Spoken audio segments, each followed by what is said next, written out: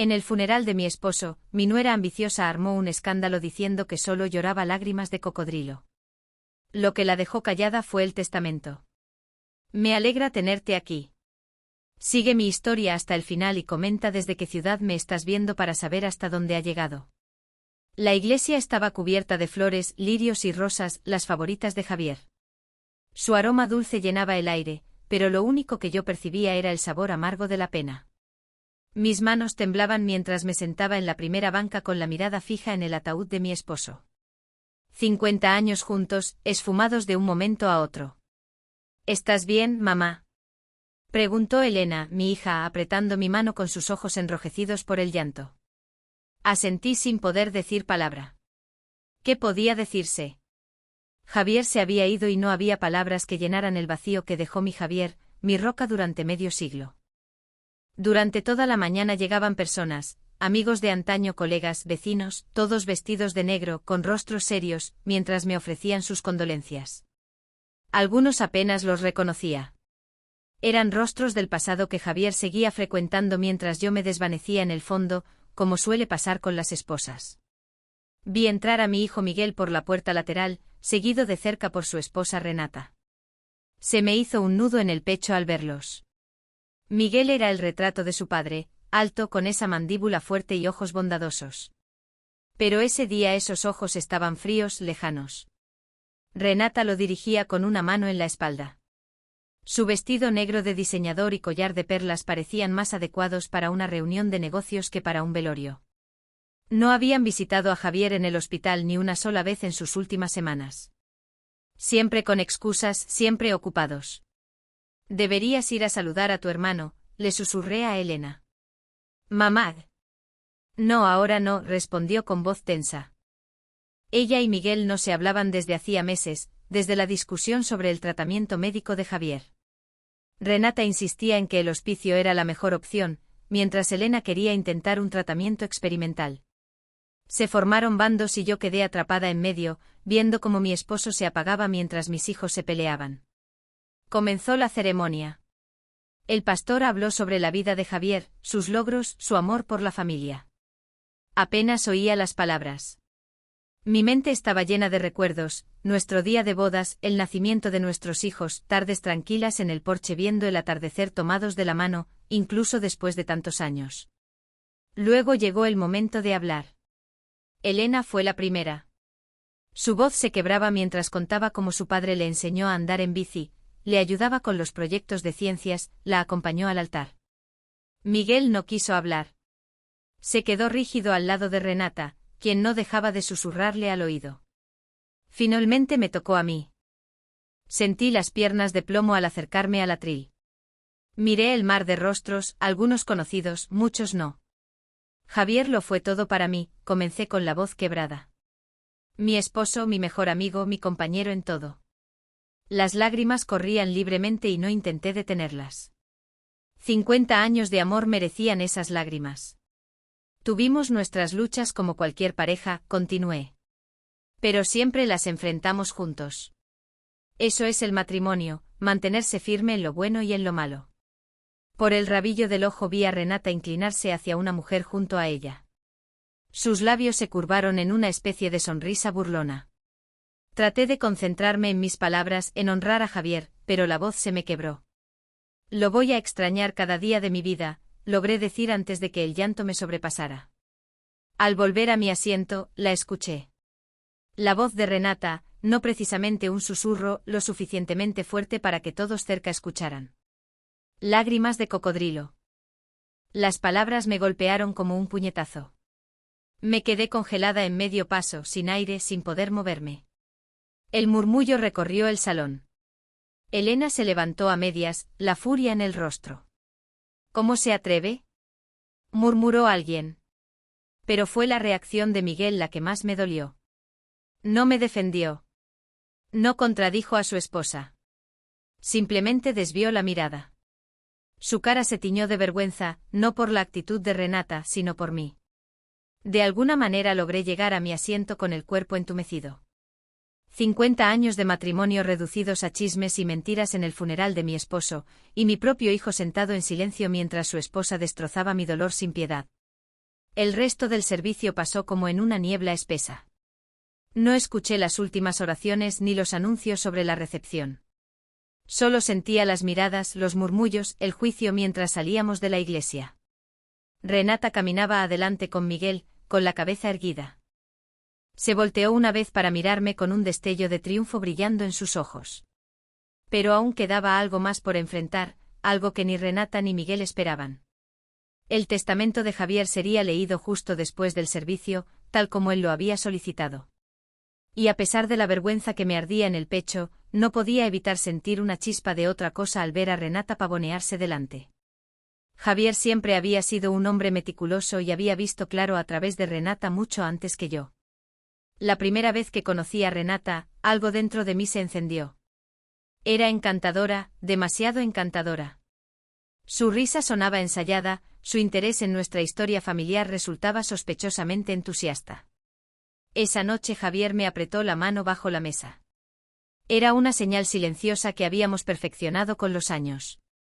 Él también lo sentía. Solo quiere impresionarnos, dijo Miguel más tarde cuando expresé mis dudas con cuidado. Tenía 38 años y ya empezaba a temer que nunca encontraría a alguien. Renata era hermosa, inteligente y al parecer completamente enamorada de él. ¿Quién era yo para ponerme en el camino de la felicidad de mi hijo?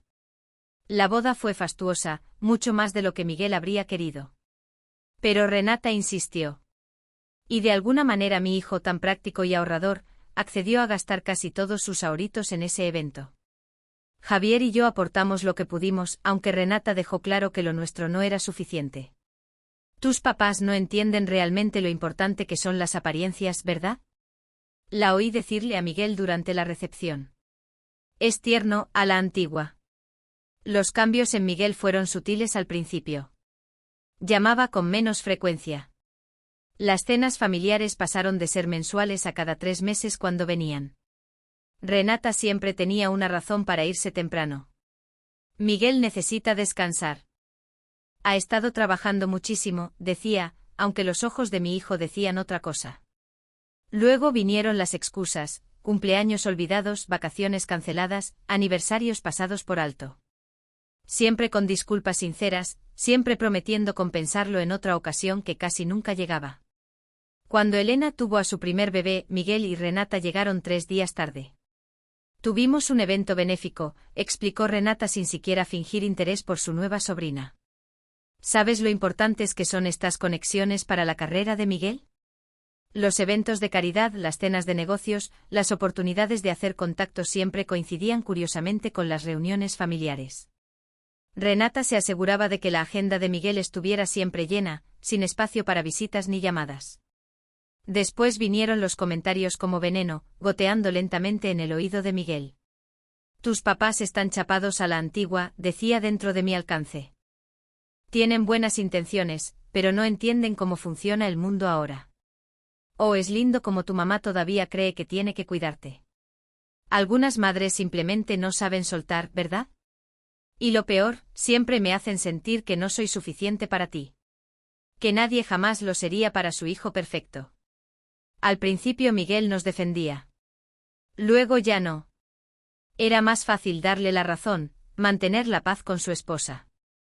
El punto de quiebre llegó cuando a Javier le diagnosticaron cáncer hace 3 años. Los doctores eran optimistas, lo detectaron a tiempo, pero el tratamiento sería fuerte y costoso. Deberíamos hablar sobre las opciones de cuidado, dijo Renata en una tensa reunión familiar.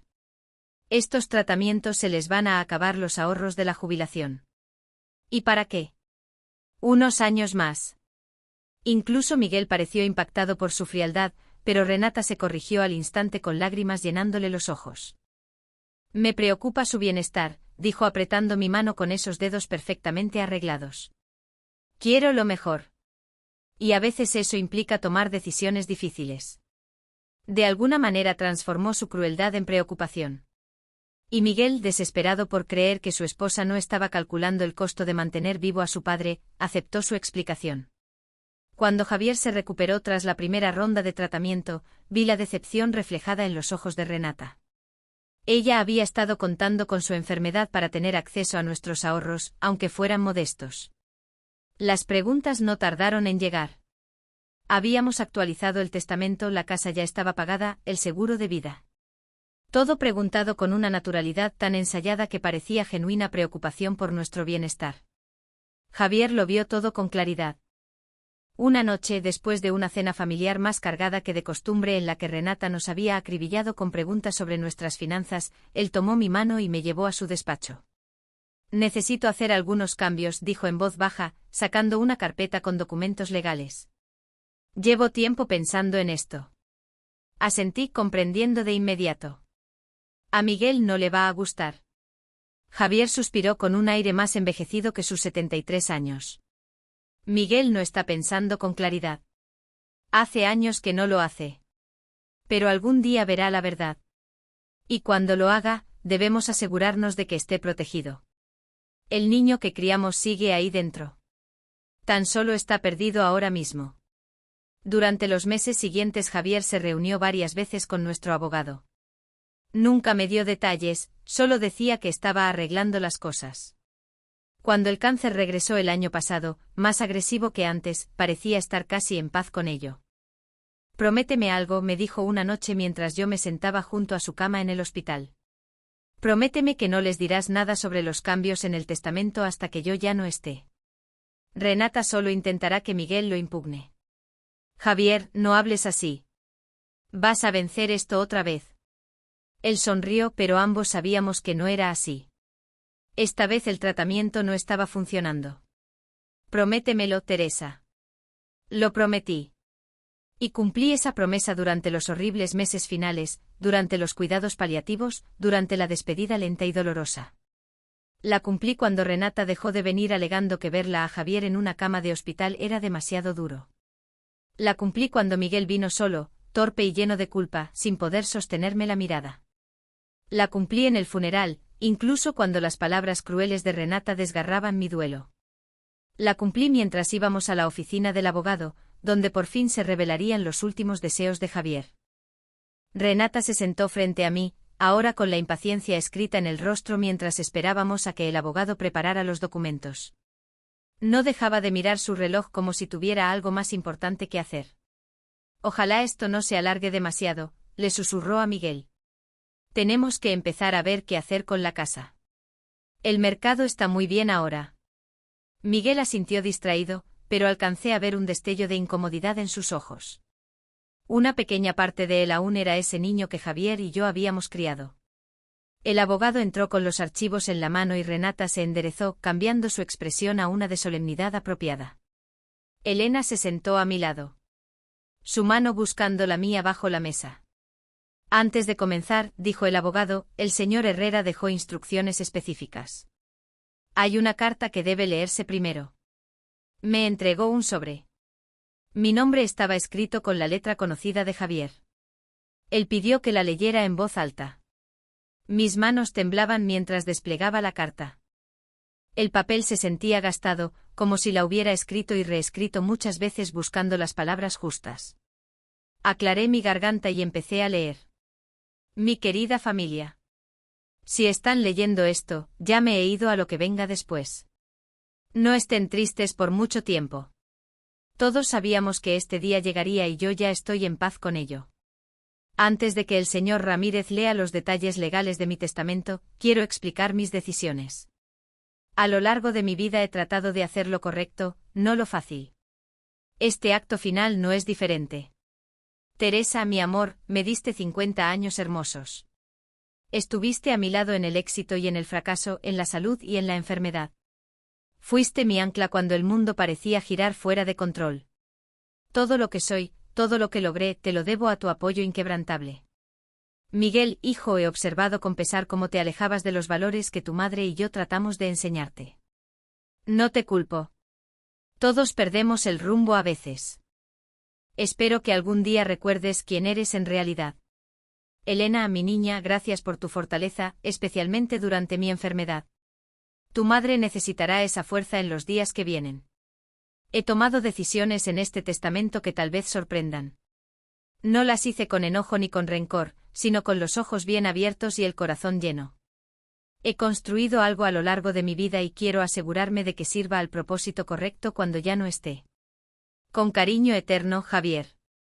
Doblé la carta, los ojos empañados por las lágrimas. La sala estaba en silencio, solo interrumpida por el golpeteo impaciente de los dedos de Renata sobre la mesa. El señor Ramírez carraspeó y se acomodó los lentes. Ahora pasemos a la lectura formal del testamento de Javier Edward Herrera. Renata se enderezó en su silla, una sonrisa insinuándose en las comisuras de sus labios. Tomó la mano de Miguel, apretándola con expectativa. A mi esposa Teresa Herrera le dejo nuestra casa familiar en el 1423, calle de los Álamos, libre de hipoteca o gravamen alguno, junto con una pensión mensual de $4.000 por el resto de su vida. Asentí. Ya lo esperaba. Nuestra casa no era lujosa, pero era nuestra, llena de recuerdos de medio siglo. A mi hija Elena Claire Herrera de Jiménez le dejo la suma de $100.000 y mi colección de primeras ediciones que siempre ha admirado. Elena soltó un leve suspiro a mi lado. Los libros valían mucho no solo en dinero, también en historia y cariño. A mi hijo Miguel Javier Herrera, continuó el señor Ramírez, le dejo la suma de $10.000. La cabeza de Renata se alzó de golpe. Su sonrisa se desvaneció. Esto es todo, murmuró con veneno. Miguel se quedó inmóvil, la confusión pintada en su rostro. El señor Ramírez levantó una mano indicando que aún no terminaba. Sin embargo, he creado un fideicomiso por $250.000 para mi nieto Diego Miguel Herrera, que se usará exclusivamente para su educación y bienestar. ¿Qué quiere decir con exclusivamente?, exigió Renata. Significa, explicó el señor Ramírez con paciencia, que los fondos solo pueden utilizarse para gastos directamente relacionados con la educación, salud y necesidades básicas de Diego. La señora Herrera y yo estamos nombrados como administradores del fondo. Observé cómo el rostro de Renata se encendía de ira. Había contado con una herencia generosa, dinero que pudiera manejar a su antojo. En cambio, Javier se había asegurado de que nuestro nieto estuviera protegido, pero de un modo que ella no pudiera manipular. En cuanto al resto de mi patrimonio, continuó el señor Ramírez, incluyendo inversiones, cuentas de retiro y el seguro de vida, lo dejo a la Fundación Javier y Teresa Herrera que he creado para apoyar la investigación médica en el tratamiento del cáncer pediátrico. Renata se puso de pie de un salto. Esto es absurdo. Debe haber un error, se volvió hacia Miguel. Di algo. Esto no puede ser legal. Miguel parecía aturdido como si le hubieran dado una bofetada. Papá dejó casi todo a una fundación. El señor Ramírez asintió. El señor Herrera fue muy claro con sus deseos. La fundación era algo que él y la señora Herrera habían discutido por años desde que su hermana Sara falleció por leucemia. Sara, nuestra primogénita, la niña que perdimos con solo 7 años. El dolor se había suavizado con el tiempo, pero nunca desapareció del todo. Javier y yo hablábamos a menudo de hacer algo significativo en su memoria, pero no sabía que lo había hecho realidad. Esto es una locura, murmuró Renata. Vamos a impugnarlo. Miguel es su hijo. Merece su parte justa. Señora, dijo el señor Ramírez con calma, debo informarle que el señor Herrera previó una posible impugnación. Dejó documentación detallada explicando sus decisiones, incluyendo registros financieros de la ayuda ya brindada a Miguel a lo largo de los años que superan los $300.000. Impugnar el testamento haría públicos estos documentos. El rostro de Miguel se volvió pálido.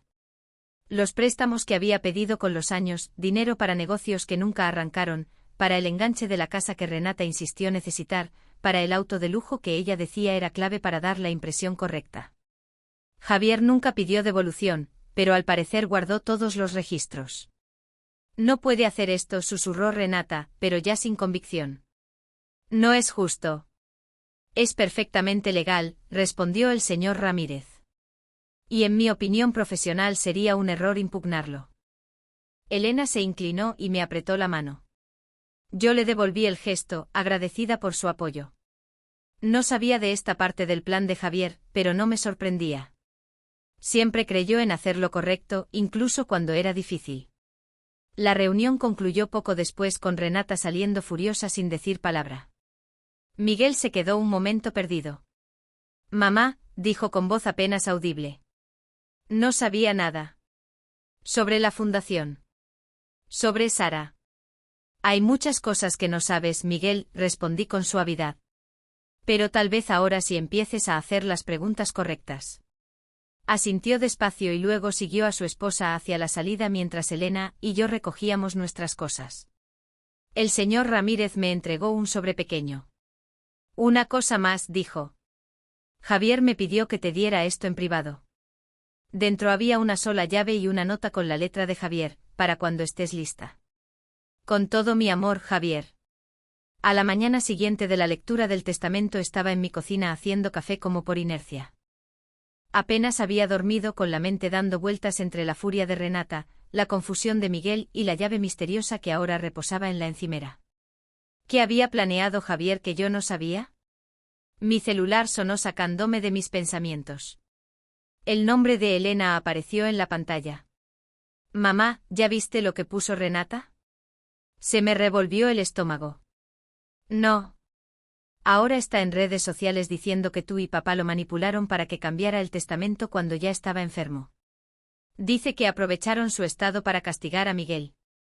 Me dejé caer en una silla, agotada de golpe. Esto es absurdo.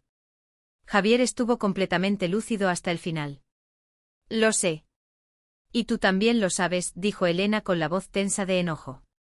Pero ella está pintando a Miguel y a ella como las víctimas. Hasta etiquetó a familiares y amigos. Cerré los ojos sintiendo venir un dolor de cabeza. Déjala que grite. Quienes realmente conocían a tu padre no le van a creer. Pero el daño ya se estaba esparciendo. En cuestión de horas mi celular no paraba de sonar con mensajes y llamadas de parientes y conocidos. Algunos ofreciendo apoyo, otros cuestionando las decisiones de Javier. Unos pocos incluso insinuaron que debería hacer lo correcto y compartir la herencia con Miguel. Justo en ese momento sonó el timbre. Por la mirilla vi a Miguel parado solo en la puerta. Se veía fatal, sin afeitar, con ojeras profundas. Dudé un segundo y luego abrí. Mamá, dijo con voz ronca. Necesitamos hablar. Le hice señas hacia la sala. Se sentó en la orilla del sofá, incómodo en la casa de su infancia. Renata quiere que impugne el testamento, soltó de golpe. Dice que papá no estaba pensando con claridad por los medicamentos. Dice que podemos probar que lo estaban manipulando. ¿Manipulando? ¿Cómo que por mí? Pregunté con voz plana. Miguel tuvo la decencia de parecer avergonzado. Yo no dije eso. Pero ella sí. Se pasó la mano por el cabello, un gesto tan igual al de Javier que me dolió el corazón. Está molesta. Contábamos con esa herencia para pagar unas deudas. ¿Qué tipo de deudas, Miguel? Desvió la mirada. Renata tiene gustos caros y sus negocios no han salido como presume. Entonces se casó contigo esperando que el dinero de tu padre resolviera sus problemas. Eso no es justo, mamá. No lo es. ¿Cuándo fue la última vez que mostró un interés genuino en tu padre? ¿En mí? ¿En esta familia? No respondió. Y eso dijo todo. Tu padre te amaba, Miguel. Pero no era ingenuo. Veía lo que estaba pasando. Como Renata te alejaba de todos. Como siempre buscaba dinero. Papá pudo hablar conmigo si le preocupaba algo, argumentó Miguel. ¿Y le hubieras hecho caso? Lo desafié. ¿O habrías corrido a contarle todo a Renata que te habría convencido de que nosotros solo estábamos siendo problemáticos como siempre? Su silencio confirmó lo que ya sabía.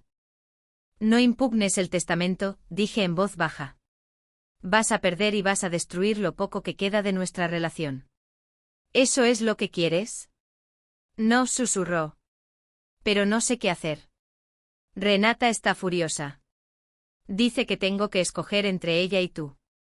Se me partió el alma por mi hijo, atrapado en un matrimonio hecho de manipulación y control. Esto no es amor, Miguel. Esto es posesión. Se levantó de golpe. Me voy. Solo necesitaba verte. Miguel, lo llamé cuando llegó a la puerta. Tu padre dejó algo para ti. No está en el testamento. Se dio la vuelta confundido. ¿Qué cosa? Una oportunidad para recordar quién eres de verdad. Cuando se fue me quedé sola en la casa silenciosa, rodeada de los recuerdos de Javier, su sillón favorito que aún guardaba la forma de su cuerpo, la colección de trenes a escala en la que había estado trabajando, las fotos familiares que contaban nuestra historia. Volví a tomar la llave misteriosa, dándole vueltas entre las manos. Era momento de descubrir qué había detrás. Esa tarde, mientras revisaba una pila de tarjetas de condolencias, sonó el timbre otra vez. Esta vez era Renata, impecable con su traje caro, la cara en un teatro de falsa preocupación. Teresa, dijo con una voz empalagosa. Pensé que debíamos hablar de mujer a mujer. Estuve a punto de cerrarle la puerta en la cara, pero la curiosidad pudo más que el orgullo. Me hice a un lado y la dejé pasar. Echó un vistazo rápido a la sala, examinando todo con ojos críticos. Esta casa tiene muchísimo potencial.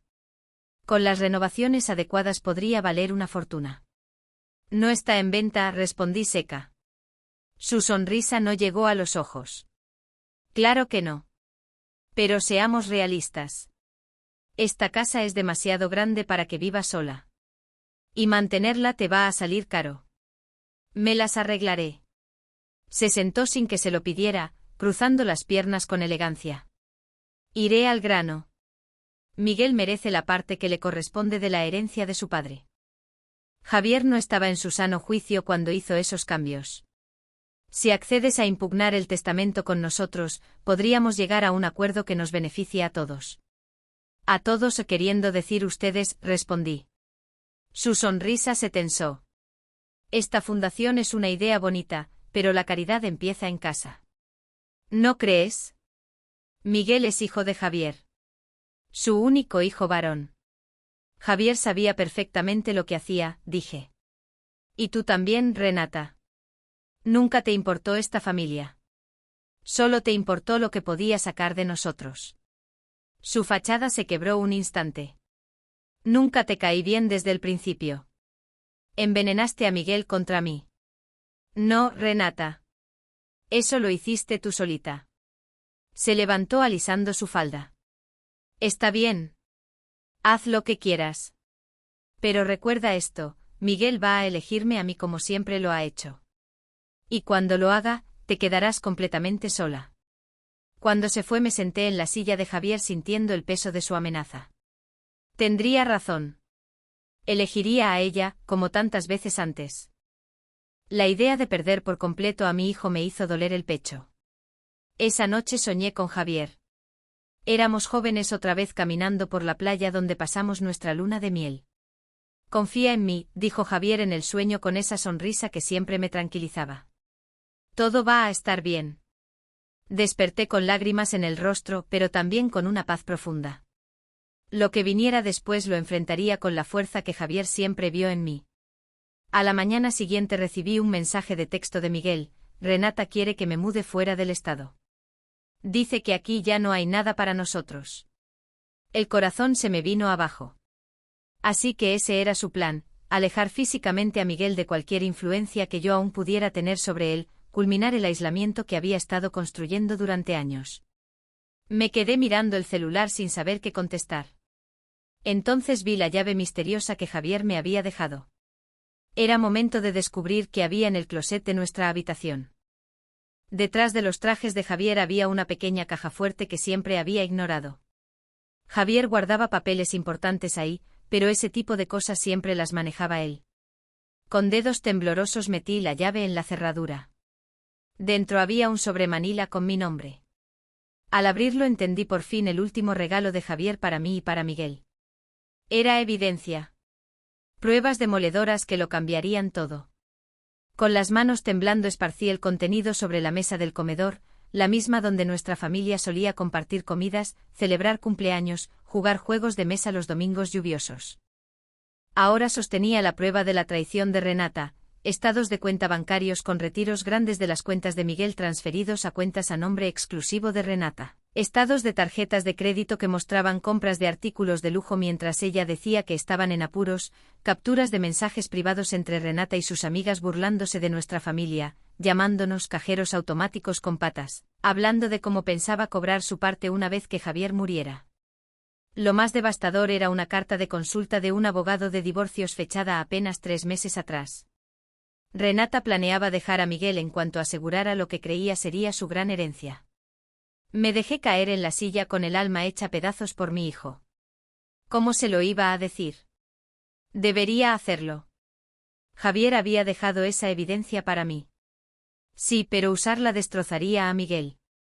Sin embargo, ocultarla podría condenarlo a seguir bajo las garras de Renata durante años más. Antes de que pudiera decidirme, volvió a sonar el timbre. Rápidamente recogí los papeles y los guardé en el sobre antes de ir a abrir. Era Miguel y se veía aún peor que antes. Tenía los ojos enrojecidos, la ropa arrugada. Mamá, dijo con la voz ronca. ¿Puedo pasar? Me hice a un lado notando la pequeña maleta a su lado. ¿Qué pasó? Caminó hacia la sala sin responder y se dejó caer en el sillón como si sus piernas ya no pudieran sostenerlo. Renata y yo discutimos. Fue feo. Me senté junto a él en silencio. ¿Quiere que corte todo lazo contigo? Dice que o la escojo a ella o te escojo a ti. Se pasó una mano por el cabello revuelto. Y cuando no quise decir que sí de inmediato ella dijo cosas. ¿Qué cosas, Miguel? Alzó la mirada con los ojos brillando por las lágrimas contenidas. En realidad nunca amó a papá, que solo estaba esperando a que muriera para quedarse con el dinero, que tú y yo solo fuimos escalones para llegar a la vida que cree merecer. Respiré despacio. ¿Y tú qué le dijiste? Me fui, señaló la maleta. Solo agarré algo de ropa y salí. No sabía dónde más ir, a pesar de todo. Algo dentro de mí se llenó de una esperanza temerosa. Era la primera vez en años que Miguel me elegía a mí en lugar de a Renata. Pero sabía que no sería fácil. Renata no lo dejaría ir sin pelear. Puedes quedarte aquí el tiempo que necesites, le dije. Asintió. Luego notó el sobre que había dejado en la mesa de centro. Dudé. Era el momento adecuado. Lo alejaría de nuevo. Pero al ver a mi hijo, realmente verlo después de tanto tiempo, tan vulnerable y herido, supe que tenía que confiarle la verdad. Tu padre dejó esto para mí, dije abriendo el sobre. Creo que quería que lo usara si llegaba a ser necesario. En silencio le entregué los documentos. Observé su rostro mientras los leía, primero sorpresa, luego incredulidad, rabia y al final una tristeza profunda. ¿Cómo consiguió papá esto? Susurró. No lo sé. Nunca me habló de esto. Miguel dejó los papeles sobre la mesa con cuidado como si pudieran quemarlo. Todo este tiempo, dijo con la voz quebrada. Todo este tiempo la defendí. La escogí a ella en lugar de a ti y a papá. Le creí cuando decía que tú querías controlarme, que no querías que fuera feliz. Era muy convincente, dije con suavidad. Eso no es excusa. Se puso de pie de golpe y empezó a caminar por la sala. Debí haberlo visto. Debí haber sabido quién era en realidad. Miguel y no mamá. Estaba ciego. Ciego por elección. Y lo sería a ti y a papá por eso. Crucé la sala hacia él y tomé sus manos. Eran tan parecidas a las de Javier, fuertes, seguras. Tu padre nunca dejó de amarte. Yo tampoco. Sus hombros se desplomaron. ¿Cómo puedes perdonarme tan fácil? Porque eso es lo que hacen los padres, le apreté las manos. Y porque sé que el verdadero tú sigue ahí. El muchacho que tu padre y yo criamos. Amable, considerado, honesto. Renata no lo destruyó. Solo lo enterró por un tiempo. Miguel me abrazó, algo que no hacía desde hacía años.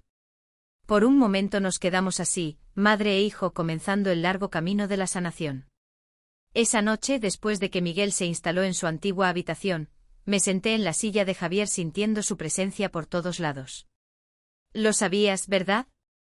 Susurré a la habitación vacía. Sabías que ella se pasaría de la raya tarde o temprano. A la mañana siguiente, con el café entre las manos, Miguel y yo empezamos la difícil conversación sobre lo que venía. Estaba decidido a pedir el divorcio, pero preocupado por Diego. Renata va a intentar usarlo como arma, dijo. Ya me amenazó con limitarme el acceso si no hago lo que ella quiere. Antes de que pudiera responder sonó mi teléfono. Era Elena. «Mamá, ¿ya viste redes sociales?», preguntó sin rodeos.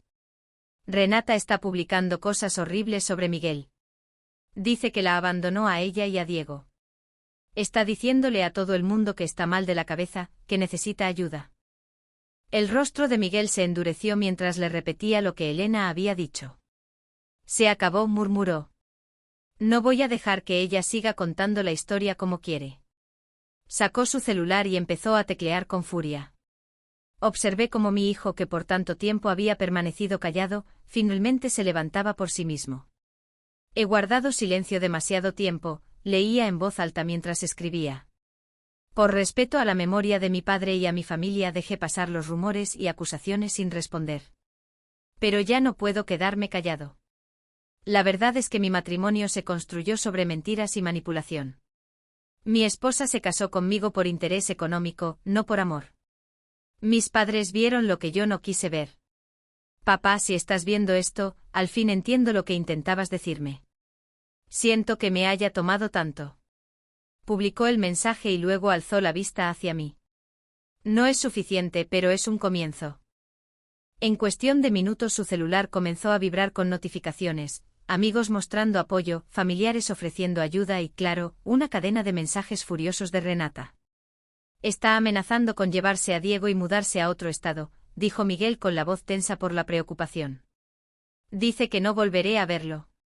Pensé en la evidencia guardada en el sobre, las pruebas de mala administración financiera, el divorcio planeado, los mensajes privados que revelaban la verdadera cara de Renata. Javier nos había dejado todo lo necesario. No se va a llevar a Diego a ningún lado, respondí con una firmeza nueva. Tu padre se aseguró de eso. Miguel me miró con un destello de esperanza en los ojos. ¿A qué te refieres? A que Javier Herrera siempre iba 3 pasos delante de todos, contesté mientras tomaba el sobre.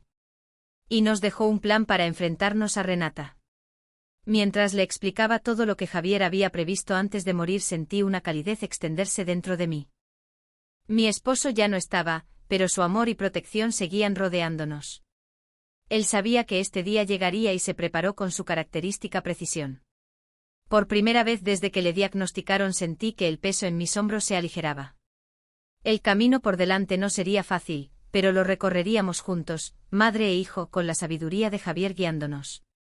Renata no sabía a quién había subestimado, a Javier con su visión silenciosa, a mí con mi fuerza paciente y a Miguel, cuya verdadera esencia por fin emergía de las sombras. Su reinado de manipulación se había terminado. Esa noche, mientras Miguel y yo hojeábamos álbumes de fotos familiares, mi celular sonó con un mensaje del señor Ramírez, papeles presentados según lo estipulado por Javier. Fecha asignada para la audiencia de custodia. Renata ya fue notificada. Miguel y yo cruzamos una mirada con optimismo cauteloso. La batalla no había terminado, pero por primera vez la estábamos peleando juntos. Un año después del funeral de Javier estaba en nuestro patio trasero viendo cómo Diego perseguía una mariposa entre el pasto recién cortado. Mi nieto acababa de cumplir 8 años. El mes pasado celebramos con una fiesta que reunió a nuestra familia recién sanada. Miguel estaba volteando hamburguesas en la parrilla que tanto le gustaba a Javier mientras Elena acomodaba una charola de fruta fresca cerca. Los últimos 12 meses habían sido difíciles, pero transformadores. Renata no se rindió fácilmente. Peleó el divorcio con una ferocidad que sorprendió incluso a quienes la conocían bien, inventando mentiras sobre la salud mental de Miguel, alegando problemas económicos, hasta intentando poner a Diego en contra de su papá.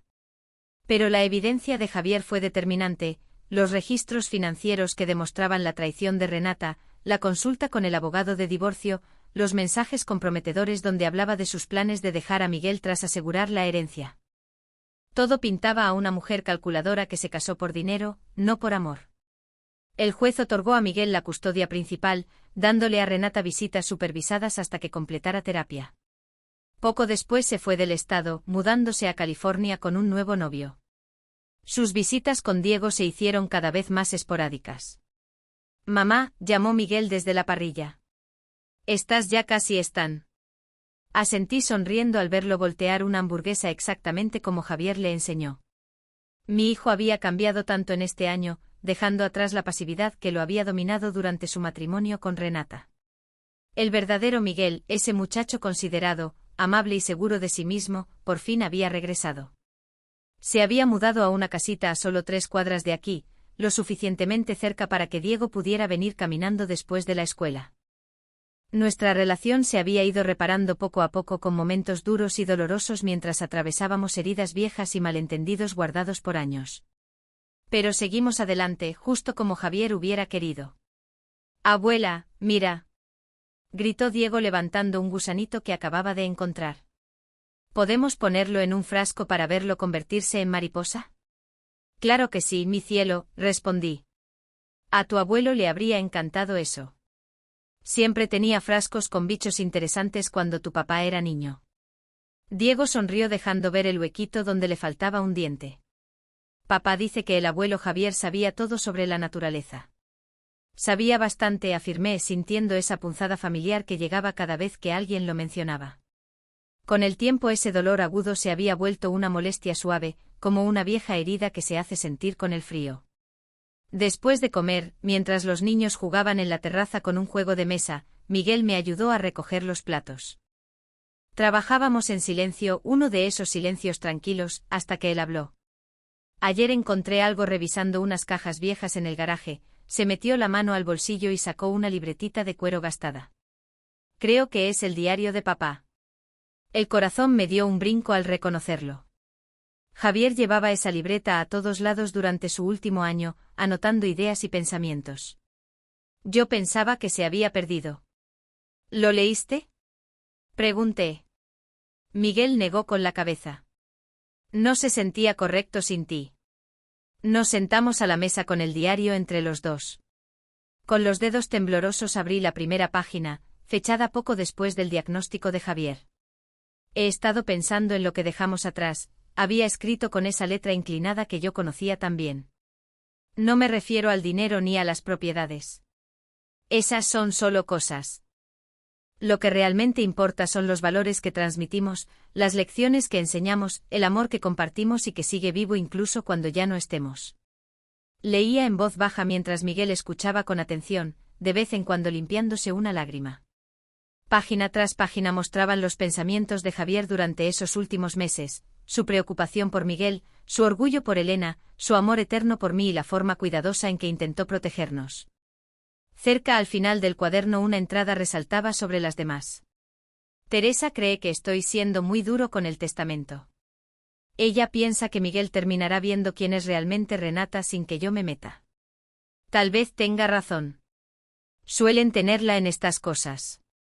Pero no puedo dejarlo al azar. He visto el dolor en los ojos de mi hijo, como lo parte en dos tener que elegir entre lo que ella exige y el amor que siente por su familia. Tengo que dejarle un camino claro de regreso, aunque eso implique tomar decisiones difíciles ahora.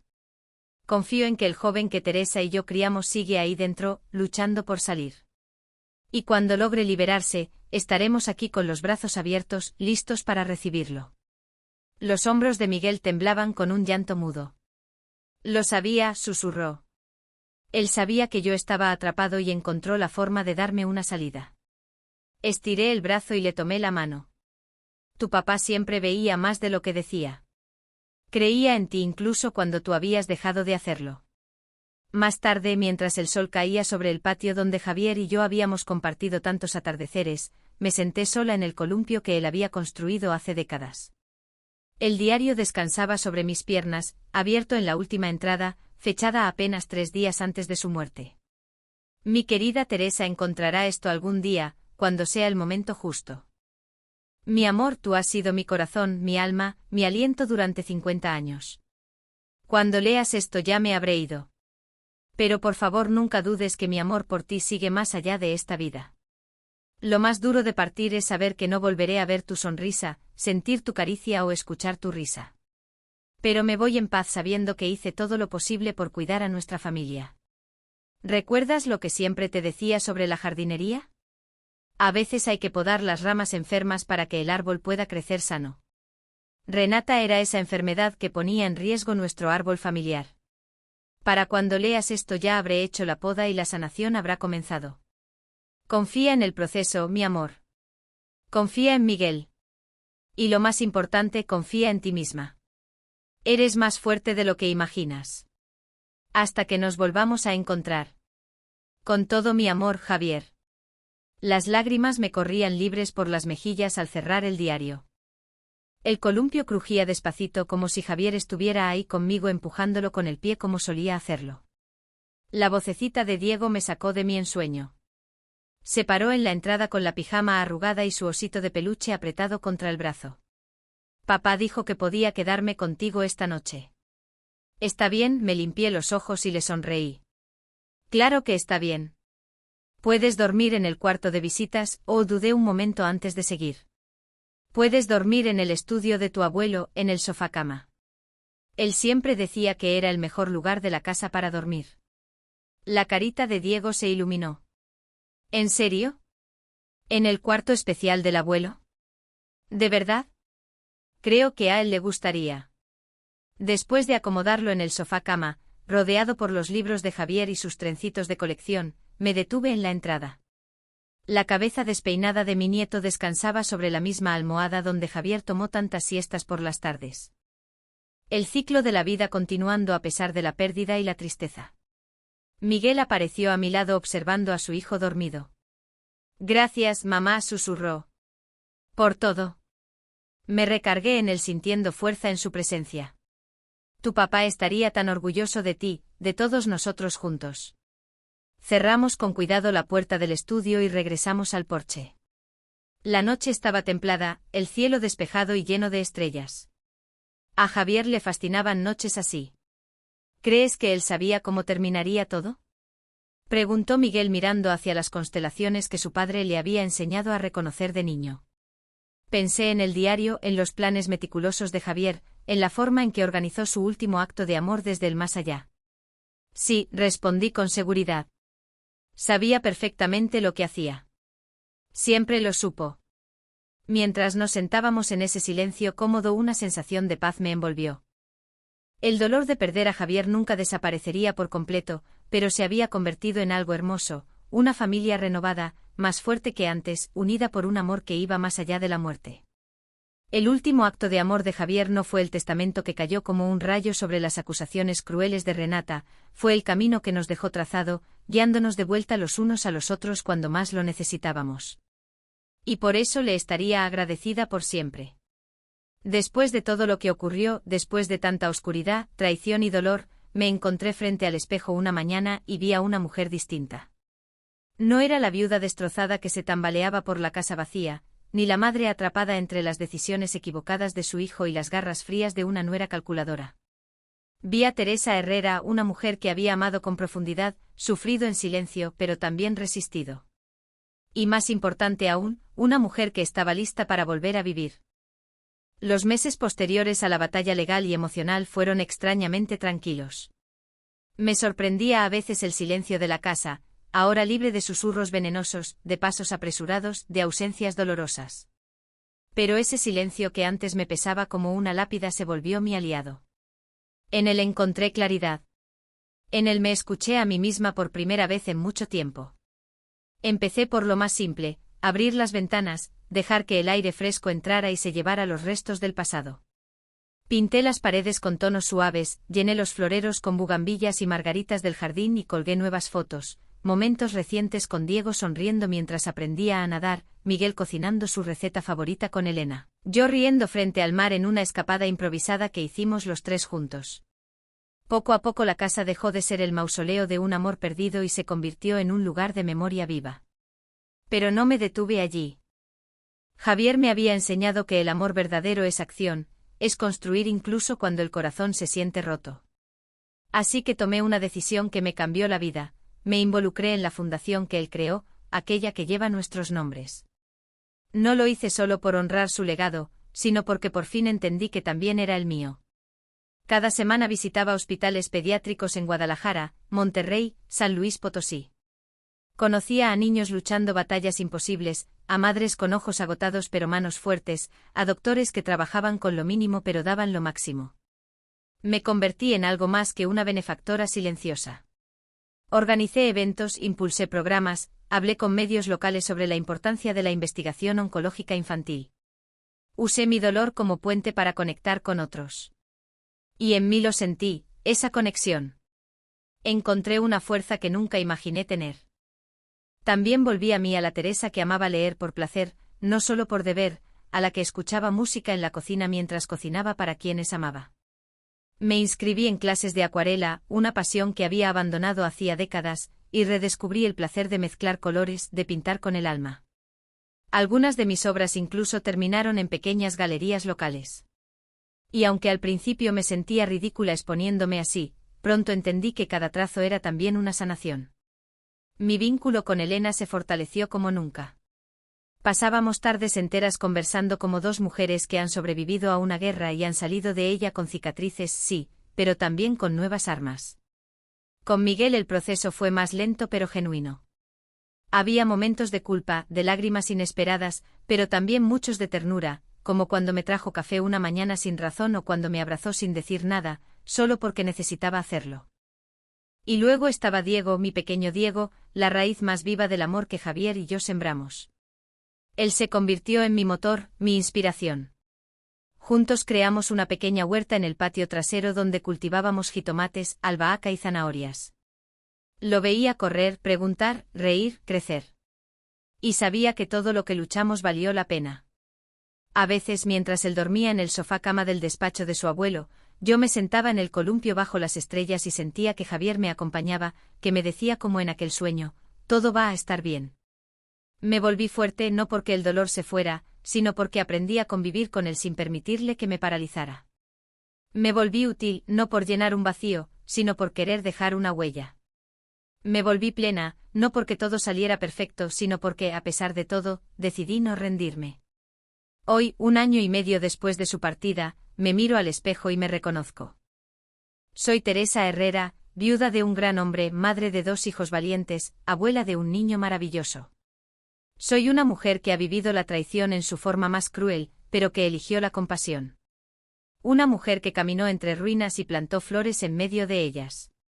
Y cuando la gente me pregunta cómo logré superar tanto, le sonrío con la certeza que da la experiencia, con amor, con paciencia y con la convicción de que lo peor no es lo que te pasa, sino lo que decides hacer después.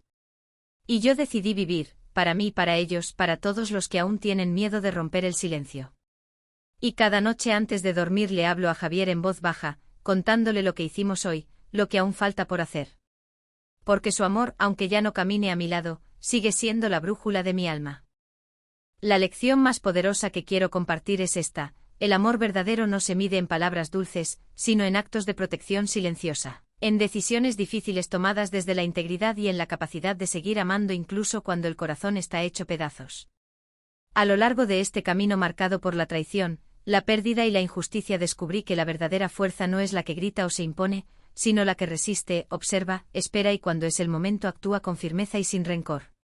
El mensaje que quiero dejarle al mundo es que nunca es tarde para despertar, para sanar, para recuperar lo que parecía perdido, que incluso los vínculos más dañados pueden repararse cuando hay verdad, arrepentimiento y amor sincero.